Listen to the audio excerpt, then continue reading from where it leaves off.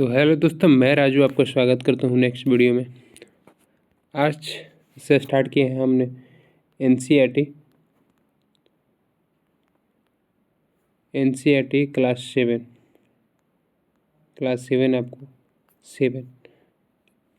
Class seven का NCERT start किया है, ठीक। जिसका फर्स्ट चैप्टर आप लोग पढ़ना है आज, जिसमें भूगोल के तहत पढ़ना है, जिसको ईवीएस है। इसमें ईवीएस है, इसका फर्स्ट चैप्टर हम लोग पढ़ते हैं और देखते हैं कि इसमें क्या क्या जानकारी हम लोग को दिया गया है। सबसे फर्स्ट है पर्यावरण। पर्यावरण के बारे में हम लोग जानेंगे कि पर्यावरण होता क्या है, कैसे बना है, किस शब्द से बना है। इसके बाद है प्राकृतिक पर्यावरण। इसके प्राकृतिक पर्यावरण में कितने भाग होते हैं? तो स्थल मंडल होते हैं, जैव मंडल होते हैं, वायुमंडल होते हैं, जीव मंडल होते हैं, और कौन कौन से होते हैं? तो पारिस्थितिक तंत्र होते हैं, मानव पर्यावरण होते हैं। तो आइए बारी बारी से सबकी विशेष जानकारी ले और समझते चलना है। तो सबसे फर्स्ट आप लोगों के सामने पर्यावरण यानी इन्वायरमेंट, जो हम लोग इंग्लिश में क्या बोलते हैं? इन्वायरमेंट। कहता है कि पर्यावरण शब्द की उत्पत्ति फ्रेंच शब्द, कैसा शब्द? फ्रेंच शब्द एनवायरन से हुआ है, ठीक। जिसका अर्थ क्या होता है? पड़ोस। एनवायरमेंट शब्द की उत्पत्ति किससे हुआ है? एनवायरन से हुआ है, जिसका अर्थ होता है क्या? पड़ोस। किसी भी जीवित जीव को घेरने वाली, कहता है कि किसी भी जीवित जीव को घेरने वाली कोई भी चीज़ पर्यावरण कहलाती है। अगर कोई जीवित, मान लीजिए यहाँ पर मनुष्य है, ठीक, और इसके गोले गोले आज हम लोग जहाँ पर खड़ा है, आप आसपास में देख लीजिए, हर एक प्रकार के अनंतों सामान आपको देखने को मिलेगा। पेड़ पौधा हो गया, गाड़ी हो गया इत्यादि, घर बिल्डिंग बहुत है। तो एक मानव को घेरने के लिए, ठीक, जितनी भी सामग्री है मिलकर एक पर्यावरण का कार्य करता है, और सभी एक निरंतर में कार्य करता है, ठीक। आइए जानते हैं कि पर्यावरण के घटक कौन कौन से होता है। तो समझते हैं कि पर्यावरण के घटक कौन कौन से होता है, जिसमें प्राकृतिक घटक में जानते हैं वायु में क्या होता है? वायुमंडल। जल के क्या होता है? जलमंडल। भूमि में क्या होता है? स्थलमंडल। जीवित चीज़ों के लिए क्या होता है? जीवमंडल। अच्छा, मानवीय अंतःक्रिया क्या होते हैं? व्यक्ति, परिवार, समाज, धार्मिक, शिक्षा, राजनीतिक स्थिति, आर्थिक पे व्यक्तिगत रूप में काम करते हैं। अच्छा, कुछ मानव निर्मित के बारे में जानते हैं कि मानव द्वारा निर्मित किया गया क्या क्या है? तो पार्क है, भवन है, पुल है, सड़क है, उद्योग है, स्मारक है इत्यादि।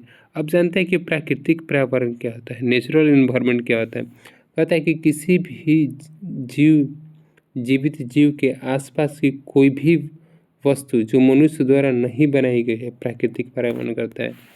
अगर इसको इंग्लिश में बोला जाए तो नेचुरल इन्वायरमेंट। नेचुरल इन्वायरमेंट में हम लोग जैसे कहता है कि प्राकृतिक पर्यावरण में जैविक जीवित जीव और अजैविक निर्जीव जीव दोनों शामिल होते हैं। अच्छा, जैसे आप लोग को बता दें कि निर्जीव और सजीव में क्या अंतर होता है। जीवित तो हम लोग सजीव भी कह सकते हैं, ठीक। तो सजीव और निर्जीव के कुछ एग्जाम्पल अगर दे दें तो सूखी जो लकड़ी है ये निर्जीव हो गया, और सजीव क्या है? एक पेड़ पौधा जो हरा भरा है, वो क्या हो गया? सजीव हो गया। तो इसमें जो प्राकृतिक पर्यावरण में ये दोनों है, दोनों किसके द्वारा बनाया गया है? तो नेचुरल द्वारा। लकड़ी हम लोग बना सकते हैं? नहीं। पेड़ हम लोग बना सकते नहीं। किसके द्वारा निर्मित है? तो प्राकृतिक द्वारा। इसे हम लोग प्राकृतिक पर्यावरण कहते हैं।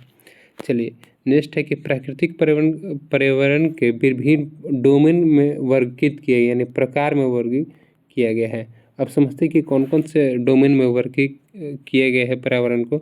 सबसे फर्स्ट स्थलमंडल, जलमंडल, वायुमंडल, जीवमंडल। 4 भागों में इसको बांटा गया है, यानी तो समझते हैं सबसे फर्स्ट की स्थलमंडल क्या होता है, ठीक। यह पृथ्वी के ठोस परत या कठोर ऊपरी परत होता है। आपने पढ़ा होगा पृथ्वी के अंतरिक्ष कितने प्रकार के होते हैं। सबसे ऊपरी परत को भूपर्पट्टी यानी क्रस्ट कहते हैं। सेकेंड वाली परत को क्या कहते हैं? मेंटल कहते हैं। क्या? मेंटल। और थर्ड को कोर, ठीक। तो कहता है कि सबसे ऊपरी परत जो ठोस होती है, जो भूपर्पट्टी होती है, जिस पे जो स्थित है उसे हम लोग क्या कहते हैं, स्थल मंडल कहते हैं। अच्छा, यहाँ पर क्या है, यह चट्टानों और खनिजों से बना होता है। किससे स्थल मंडल किससे बना होता है? चट्टानों और खनिजों से बना होता है। और मिट्टी की एक पतली परत होती है, जो सबसे ऊपरी जो परत है भूमंडल, इसके ऊपरी एक पतली परत होता है जिसे हम लोग स्थल मंडल कहते हैं। अच्छा, इस स्थल मंडल में विभिन्न आकृतियाँ देखने को मिलती है, जैसे पहाड़, पर्वत, मैदान, घाटियाँ आदि। हम एक अनियमित सतह है डोमेन में, जैसे हम एक जंगल है। अच्छा, चारागाह के लिए घास के मैदान, कृषि के मैदान, मानव निर्मित बस्तियों के लिए कुछ भूमि प्रदान करते हैं। अब इसमें पानी की विभिन्न स्रोत और विभिन्न प्रकार के जल निकाय, जैसे नदियाँ, झीलें, समुद्र, महासागर इत्यादि शामिल है। ये जितने भी एग्जाम्पल आप लोग को देखने को मिला, सब क्या है, प्राकृतिक यानी नेचुरल एनवायरनमेंट है। कहता है कि ये सभी जीवित जीवों के लिए आवश्यक है। क्या हमें पानी जरूरी नहीं है? क्या हमें पहाड़ या पर्वत की जरूरी नहीं है? क्या हमें उर्वरक ज़मीन की ज़रूरत नहीं है? सारे चीज़ की ज़रूरत है। अगर पानी नहीं रहेगी तो हम लोग जी नहीं सकते, पेड़ पर्वत नहीं रहेगा तो यहाँ पर बारिश नहीं हो सकता है, और भोजन नहीं रह सकता तो हम लोग जी नहीं सकते। तो हमें सब चीज़ की ज़रूरत है। ठीक, अब नेक्स्ट इसमें है कि वायुमंडल यानी एटमॉस्फेयर। अब समझते हैं कि वायुमंडल हवा की एक पतली परत होती है। वायुमंडल कहता है कि हवा की एक पतली परत है जो पृथ्वी को घेरता है। क्या कहता है? ये पृथ्वी है, और इसके बाहरी जो आवरण को हम लोग वायुमंडल कहते हैं। और पृथ्वी के चारों ओर से घिरे हुए है, जो गैसीय आकार में घिरे, उसे हम लोग क्या कहते हैं? वायुमंडल कहते हैं। कहता है कि इनमें कई गैस से धूल और जल वाष्प पाई जाती है। सही बात है भाई, वायुमंडल में बहुत सारे धूल पाए जाते हैं, जल वाष्प भी पाया जाता है, जो समुद्र के जल वाष्प होकर जाता है धूल में। जैसे हम लोग देखते हैं कि डेली वे में कहीं पे कचरा है या कुछ है इत्यादि है। वायुमंडल में परिवर्तन और मौसम और जलवायु में परिवर्तन होते हैं। जब वायुमंडल में परिवर्तन से क्या होता है? जलवायु में परिवर्तन होता है। कहता है कि पृथ्वी का गुरुत्वाकर्षण बल वायुमंडल को अपने चारों ओर रखता है। अच्छा, पृथ्वी लटका ही है ना जी, ठीक। और पृथ्वी के ऊपर जो है वायुमंडल, इसको कौन अपने पास से रखा हुआ है इसको पकड़कर? तो चुंबकीय क्षेत्र यानी मैग्नेटिक फोर्स। कहता है कि हमें सूर्य की हानिकारक किरणों और चिलचिलाती गर्मियों से कौन बचाता है? तो एटमॉस्फेयर। अच्छा, एक बता सकते हैं कि एटमॉस्फेयर में एक ओजोन लेयर होता है, उसमें कौन सी गैस पाई जाती है? तो O3 पाया जाता है, जो हमारे स्किन के मेलानिन को, अगर जो काला व्यक्ति रहेगा उस पर स्किन कैंसर के चांसेस कम बनता है, और जो ज़्यादा चिकना यानी गोरा दूधला रहेगा उसमें स्किन कैंसर ज़्यादा होगा, क्योंकि हम लोग के काला और गोरा होने के कारण क्या है? मेलानिन। आगे पढ़ने के लिए मिलेंगे, एक हार्मोन है, एक एंजाइम है, कैसे कार्य करता है देखने को मिलेगा। आगे है कि जीवमंडल। जीवित दुनिया को जीवन मंडल कहते हैं। कहता है कि पौधे और पुरुष साम्राज्य मिलकर एक जीवमंडल बनाते हैं। पौधे और पुरुष मिलकर एक जीवमंडल बनाते हैं। कहता है कि यह पृथ्वी का एक संकीर्ण क्षेत्र है, जहाँ भूमि, जल और वायु जीवन का समर्थन करने के लिए एक दूसरे के साथ होते हैं। अगर मान लीजिए कि ये मेरा घर है, ठीक, और इसके चारों ओर जो आवरण है, एक तो क्या कर रहा है? एटमॉस्फेयर सहायता कर रहा है, ऊपर से स्थल मंडल भी हम लोग को सहायता करता है। चलिए नेक्स्ट है कि पारिस्थितिकी तंत्र। कहता है कि ये सभी जीवों और जीवित जीवों के लिए एक दूसरे के साथ जिसके पर्यावरण में रहते हैं उसे भौतिक और रासायनिक हानिकारक के साथ संपर्क करते हैं। ठीक, जैसे कुछ समझ लीजिए अगर एग्जाम्पल में, तो कहता है कि जीवित जीवों को एक दूसरे के साथ और जिस पर्यावरण में रहते हैं उसके भौतिक और रासायनिक कारकों का संपर्क से बनी होती है। तो आप लोग समझ गए होंगे हम क्या एक्सप्लेन करें इसमें। कहता है कि सभी पौधे, जानवर, मनुष्य एक दूसरे पर निर्भर है, और उसके पास आसपास का वातावरण एक पारिस्थितिकी तंत्र नहीं है। पारिस्थितिकी तंत्र का मतलब ही होता है कि वातावरण एकदम शुद्ध, कार्बन फ्री हो। कहता है कि बड़े वर्षा वनों, घास के मैदान, रेगिस्तान, पहाड़, झील, नदी, झील, यहाँ एक छोटे तालाब एक पारिस्थितिकी तंत्र हो सकता है। तो ऐसा तो पॉसिबल नहीं है। नेक्स्ट है कि मानव निर्मित, आर्टिफिशियल इन्वायरमेंट। कहता है कि मानव पशुवर्ण के कारण बातचीत करना और अपनी इज्जत के हिसाब से इसे संबोधित करता है। कहता है कि समय के साथ नवीनीय जरूरतें बढ़ी और अधिक से अधिक विधि हो गई। नेक्स्ट कहता है कि मनुष्य पर्यावरण का उपयोग करने और उसे बदलने के लिए नई तरीके सीखे हैं। अच्छा, मनुष्य सीखा है। अभी तक तो इतना दिन में दिल्ली का पोल्यूशन खत्म ही नहीं हुआ है।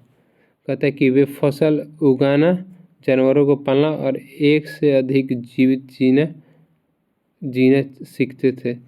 ये कौन थे? तो बेटे फसल इनकी वाइफ और बेटे हैं। कहता है कि मनुष्य पर्यावरण का सबसे उपयोगी करने और उसे बदला लेने के नए तरीके सीखते हैं। वे फसल उगाना, जानवरों को पालना और एक अस्थायी जीवन जीना नहीं। पहिए का आविष्कार हुआ, अधिक शोषण हुआ, उत्पादन हुआ, व्यक्ति को वितरण का परिणाम नहीं कहा जाता है। चलिए कुछ एग्जाम्पल के से आप लोग को समझ लीजिए कि जैसे बीच में पर्यावरण के घटक है, इसमें से मानव निर्मित में क्या हो गया? इमारत है, यानी हॉस्पिटल हो गया, पार्क हो गया, ब्रिज हो गया, रोड हो गया इत्यादि हम लोग ने इसमें पढ़ने के लिए मिलेगा। चलिए नेक्स्ट है कि प्राकृतिक में क्या होता है? वायुमंडल, जलमंडल, स्थलमंडल, ये तीनों मिलकर क्या करते हैं? प्राकृतिक स्थलमंडल का निर्माण करते हैं। चलिए नेक्स्ट है कि एक टोकरी में बहुत सारे क्या थे? स्टूडेंट थे और वो अपने कबार पीट कर जा रहे थे। चलिए नेक्स्ट है कि मानव निर्मित में क्या होगा? एक व्यक्ति, परिवार, समुदाय, धर्म, शैक्षणिक, आर्थिक, राजनीतिक स्थिति काम करेगा। चलिए अभ्यास है, तो स्क्रीनशॉट ले लीजिए आप लोग, इसको अभ्यास आप लोग करके बताइएगा। ठीक, अभी हम ऑप्शन वाला करवा देते हैं कि इनमें से कौन सा प्राकृतिक चिन्ह परितंत्र है? तो बताइए कौन सा चिन्ह प्राकृतिक चिन्ह? मरुस्थल, लार, फान। तो इसका सही आंसर हो जाएगा ताल को क्या मनुष्य बना सकता है? हाँ जी, बना सकता है। मरुस्थल को नहीं बना सकता है, वन को नहीं बना सकते। इनमें से कौन मानवीय पर्यावरण का घटक नहीं है? तो स्थल है, ये है, धर्म है, ये समुदाय है, स्थल नहीं होगा। कहता है कि इनमें से कौन सा मानव निर्मित उदाहरण है? पहाड़, समुद्र, सड़क। बताइए कौन सा मानव निर्मित है? सड़क। क्या होगा? सड़क। चलिए कहता है कि इनमें से कौन सा पर्यावरण के लिए खाद है? पादप, वृद्धक हार्मोन, जर्मनी जनसंख्या हार्मोन, फसल आदि। कौन सा हार्मोन के लिए रूसल है?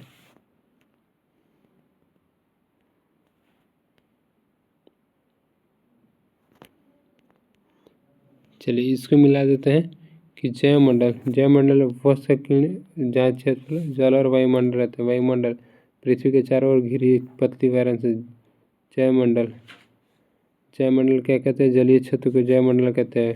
पर्यावरण, हमारे आसपास के क्षेत्र को पर्यावरण कहते हैं।